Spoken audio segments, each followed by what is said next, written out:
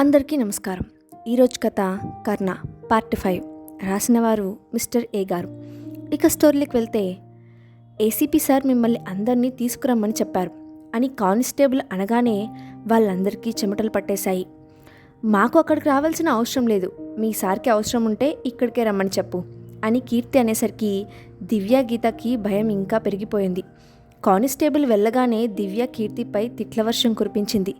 దివ్య భుజంపై గీత చేయి పడేసరికి తిట్ల వర్షం ఆపి గీత వైపు చూసింది. గీత ఎటో వైపు చూసి భయపడుతుంది అని దివ్య కూడా ఆ వైపు చూసింది. అంతే, దివ్య గుండెలు జారిపోయినంత పని అయింది. దివ్య ఎదురుగా 6 అడుగుల ఎత్తు, చామంచాయ రంగులో ఒక వ్యక్తి వీళ్ల వైపే నడుస్తూ వస్తున్నాడు. ఆ వ్యక్తి పోలీస్ ఆఫీసర్ అని వీళ్ళకి తెలియడానికి ఎంతో సమయం పట్టలేదు. అంత టెన్షన్లో కూడా గీత అతని వైపు చూసి ఎంత అందంగా ఉన్నాడో అని కాంప్లిమెంట్ ఇచ్చింది. అయితే పెళ్ళైనా చేసుకో అని కీర్తి వెటకారంగా నవ్వుతూ చెప్పింది.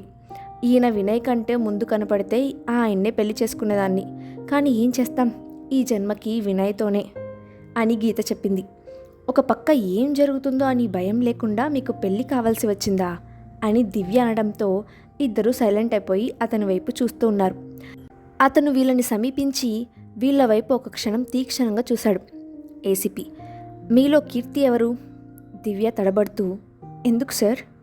నేను అడిగిన దానికి మాత్రమే సమాధానం చెప్పండి, ఎక్కువ మాట్లాడితే మిమ్మల్ని అందరినీ సెల్లో పెడతా. కీర్తి, నేనే కీర్తి. అయినా నేనెందుకు మీకు? మీ మీద కంప్లైంట్ వచ్చింది. ఎవరిచ్చారు? మీ హస్బెండ్. ఏమనిచ్చారు? మీరు ఫోన్ చేస్తే లిఫ్ట్ చేయట్లేదంట, మెసేజ్కి రిప్లై ఇవ్వలేదంట. దీనికి అరెస్ట్ చేస్తారా? దీనికి కాదు. మరి దేనికి? నిన్న రాత్రి మీ గురించి ఆలోచిస్తూ కార్ డ్రైవ్ చేస్తుంటే యాక్సిడెంట్ అయిందంట, కానీ అతను ముందు జాగ్రత్త వల్ల అది తప్పిందంట. ఒకవేళ అతను జాగ్రత్త పడకుండా ఉంటే ఆ యాక్సిడెంట్లో చనిపోయే. ఆ మాట పూర్తి కాకముందే కీర్తి ఏసీపీ చెంప పగలగొడుతుంది. దివ్య గీతకి ఒక్క నిమిషం గుండె ఆగినంత పనైంది. వాళ్ళిద్దరూ ఏసీపీ ఏం చేస్తాడా అని భయంగా అతని వైపే చూస్తూ ఉన్నారు. మళ్ళీ దివ్య గీత కీర్తి వైపు చూసేసరికి కీర్తి చేసిన పనికి ఒక్కసారే షాక్ గురయ్యారు. ఎందుకంటే కీర్తి ఏసీపీ చెంప పగలకొట్టిన నిమిషం తర్వాత కీర్తి ఏసీపీని కౌగిలించుకొని ఏడుస్తుంది. కీర్తి, నీకు ఎన్నిసార్లు చెప్పాలి నిన్ను ఆ మాట అనొద్దు అని? సారీ బంగారం, నేనేదో సరదాగా అన్నా, నువ్వు ఇంత రియాక్ట్ అవుతావు అనుకోలేదు. సరదాకు కూడా ఆ మాట అనకు. ఒకవేళ అదే నిజమైతే నువ్వు ఈ లోకం వదిలిన క్షణమే నా ఆఖరి క్షణం అవుతుంది. ఎందుకే నేనంటే ఇంత ప్రేమ? నిజంగా నువ్వు నాకు దొరకడం నా అదృష్టం. ఐ లవ్ యూ బంగారం. చెప్పు, ఏంటి? I love you too. వీటికేం తక్కువ లేదు. I love you too. అసలు అక్కడ ఏం జరుగుతోందో దివ్య గీతకి అర్థం కావట్లేదు. దివ్య కీర్తిని పిలవడంతో ఈ లోకంలోకి వచ్చింది. అసలు ఇక్కడ ఏం జరుగుతుందో తెలుసుకోవచ్చా? కీర్తి, సారీ, మిమ్మల్ని మర్చిపోయాను. ఇతనే నా హస్బెండ్, పేరు గౌతమ్, ఏసీపీ గౌతమ్ కుమార్. గౌతమ్ తిన పేరు దివ్య, తిన పేరు గీత, అదే మీ మర్దలు. గౌతమ్, హాయ్ దివ్య, నీ గురించి కీర్తి చెప్తూ ఉంటుంది. హాయ్ మర్దల్, ఎలా ఉన్నావు? దివ్య, హలో గౌతమ్ గారు. గీత, హాయ్ బావగారు. దివ్య, నేను ఒక విషయం అడుగుతా, చెప్తారా? గౌతమ్, ఏంటో అడగండి. దివ్య, మీరిద్దరూ భార్య భర్తలై ఒకరికొకరు తెలియనట్టు ఎందుకు ప్రవర్తించారు? గౌతమ్, హో, ఆ విషయమా? అది నాకు ఇక్కడికి 10 days బ్యాక్ ట్రాన్స్ఫర్ అయింది. ఎలాగో ఇక్కడికే కదా అని ముందే కీర్తిని ఇక్కడికి వెళ్ళమన్నాను, కానీ కీర్తి నాతో పాటే వస్తానంది. దానికి నేను ఒప్పుకోలేదు. నేను కీర్తిని బలవంతంగా ఇక్కడికి పంపించాను. దానికి నా మీద కోపగించి ఇక్కడికి వచ్చిన దగ్గర నుండి నాతో మాట్లాడడం మానేసింది. కనీసం చాట్ కూడా చేయడం లేదు. ఈరోజు నేను ఇక్కడికి వచ్చాను. అది తెలిసి ఇంట్లో ఉంటే ఏదో విధంగా దొరుకుతుందని ఇలా బయటకు వచ్చేసింది అని నిట్టూరుస్తూ ముగించాడు. దివ్య, హో, అయితే మీ ఇద్దరికీ మాటలు లేవన్నమాట. కీర్తి, అది ఇందాకటి వరకు. గీత, మరిప్పుడు? కీర్తి, దూరంగా ఉండి మాట్లాడకపోతేనే నా ప్రాణం పోయినట్టు అనిపించింది. అలాంటిది దగ్గరగా ఉండి మాట్లాడకపోతే అమ్మో ఇంకేమైనా ఉందా? దివ్య, మిమ్మల్ని చూస్తుంటే ముచ్చటేస్తుంది. Anyway, you are made for each other. Geetha, కరెక్ట్గా చెప్పావు దివ్య. దివ్య, సరే అయితే ఇంకా మేము వెళ్తాము.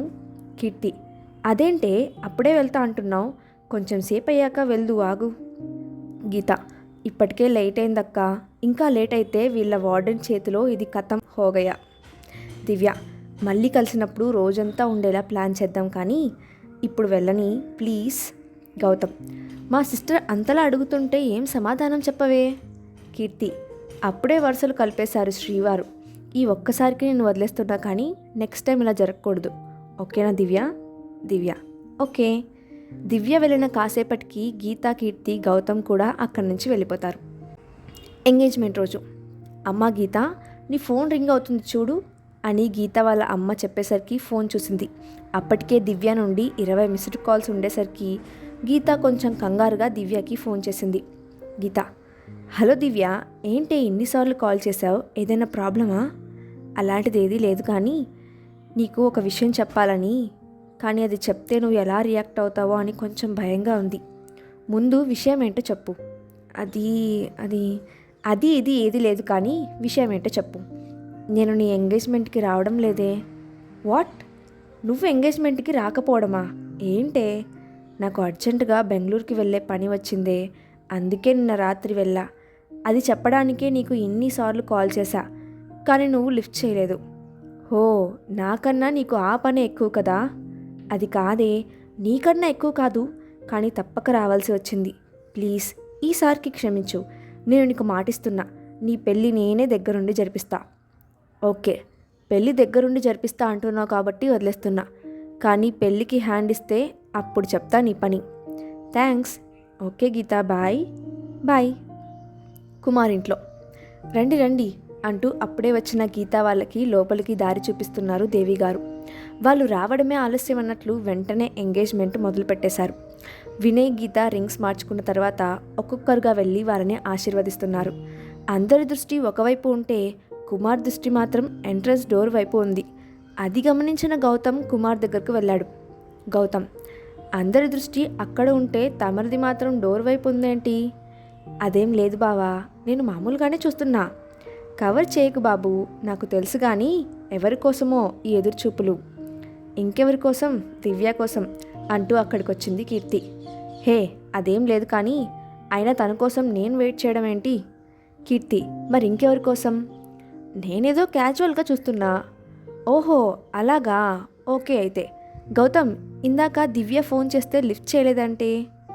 గౌతమ్: హో సారీ కీర్తి, ఫోన్ సైలెంట్లో ఉంది, చూసుకోలేదు, ఇప్పుడే చేస్తా ఆగు. కీర్తి: అవసరం లేదులే, నాకు కాల్ చేసింది. గౌతమ్: ఏంటి విషయం? అది ఎంగేజ్మెంట్కి రావడం లేదంట అని కీర్తి చెప్పగానే కుమార్ ఫేస్ డల్గా మారిపోయింది. అది గమనించిన గౌతమ్ తనలో తను నవ్వుకుంటున్నాడు. కుమార్కి ఆత్రమాగక: కుమార్, ఎందుకు రావడం లేదు? అది రాకపోతే నీకెందుకురా? నువ్వేం ఎక్కువ ఫీల్ అవ్వకు, నేనేదో మామూలుగా అడిగా అంతే. తమరు మామూలుగా అడిగారో ఎలా అడిగారో మాకు తెలుసు. గౌతమ్: మీ అన్నా చెల్లెల ముచ్చట్లయిపోతే అక్కడ పిలుస్తున్నారు, వెళ్దామా? కుమార్, కీర్తి సరే అని గౌతమ్తో కలిసి వెళ్తారు. అనుకున్న దానికంటే ఎంగేజ్మెంట్ చాలా గ్రాండ్గా జరగడంతో ఇంట్లో వాళ్ళందరూ చాలా సంతోషంగా ఉన్నారు. కానీ దివ్య లేని లోటు మాత్రం కుమార్ వాళ్ళకి స్పష్టంగా కనిపించింది. ఆ రోజు రాత్రి గౌతమ్ వాళ్ళ బెడ్రూమ్లో కీర్తి: బావా. బావా ఏంటి చెప్పు. మా అన్నయ్యకి దివ్య అంటే ఇంకా ప్రేమ తగ్గలేదు. నీకెలా తెలుసు? ఫంక్షన్కి దివ్య రావడం లేదని చెప్పగానే మా అన్నయ్య ఫేస్ డల్గా మారింది, చూసావా? అవును, నేను చూసా. వాడు ఎంతో ముఖ్యమైన వాళ్ళ గురించి తప్ప ఎప్పుడు అలా డల్గా అవ్వడు. మరి అంత ప్రేమ పెట్టుకొని బయటకు ఏమీ లేనట్టు ఎందుకుంటున్నాడు? అదే అర్థం కావడం లేదు బావా. వాడు అలా ఎందుకు బిహేవ్ చేస్తున్నాడో తెలుసుకోవాలి. తెలుసుకుందాము బావా. వాళ్ళని నువ్వే కలపాలి బావా. నాదొక ఐడియా. ఇంతలో గౌతమ్ ఫోన్ రింగ్ అవ్వడంతో కొంచెం దూరం వెళ్ళి లిఫ్ట్ చేసి మాట్లాడుతూ ఉంటాడు. ఫోన్ అయిన తర్వాత కీర్తి దగ్గరకు వస్తాడు. ఎవరు బావా ఫోన్? మా మావయ్య. అదేంటి, పెద్దనాన్న నాన్న ఇంట్లోనే ఉన్నారుగా, మరెందుకు కాల్ చేయడం? నా ఒక్కడికే కాదు, మా డిపార్ట్మెంట్కే మావయ్య. అదేంటి, మీ అందరికీ ఒక్కడే మావయ్య? ఎవరు? వస్తే మొద్దు, కమిషనర్ కాల్ చేశాడే. ఈ టైంలో ఎందుకు? కర్ణ కేసు గురించి. ఏంటి విషయం? నీకు అవసరమా? నాకు అవసరం లేదులే. ఓకే, నేను పడుకుంటా. అమ్మ తల్లి, నువ్వు మళ్ళీ కోపగించకు. సరే అయితే చెప్పు. ఆ కేసు సిబిఐ ఆఫీసర్ ఏసీపీ శృతి టేకప్ చేసిందంట. ఆ కేసు డీటెయిల్స్ వాళ్ళ టీంకి హ్యాండ్ ఓవర్ చేయమన్నారు. బావా, నాదొక డౌట్. అడుగు. మీరు ఇంతమంది మొగాళ్ళు సాల్వ్ చేయలేని కేసు ఒక అమ్మాయి సాల్వ్ చేస్తుందా? గౌతమ్ చిన్న నవ్వు నవ్వి, 10 మంది అమ్మాయిలు కలిస్తే అదే శృతి. ఎంత పెద్ద కేసు అయినా సరే తను దిగితే ఇట్టే సాల్వ్ అయిపోతుంది. 3 సంవత్సరాల క్రితం బీహార్ హోమ్ మినిస్టర్ ట్రస్ట్ పేరుతో పిల్లల్ని విదేశాలకు ఎగుమతి చేసిన కేసు విషయంలో ఎంతో టాప్ ఆఫీసర్స్ కూడా భయపడి కేసు వదిలేశారు. ఆ కేసుని శృతి కేవలం 4 రోజుల్లో సాల్వ్ చేసింది. ఒక్క మాటలో చెప్పాలంటే శృతి అమ్మాయి కాదు, ఆడసింహం.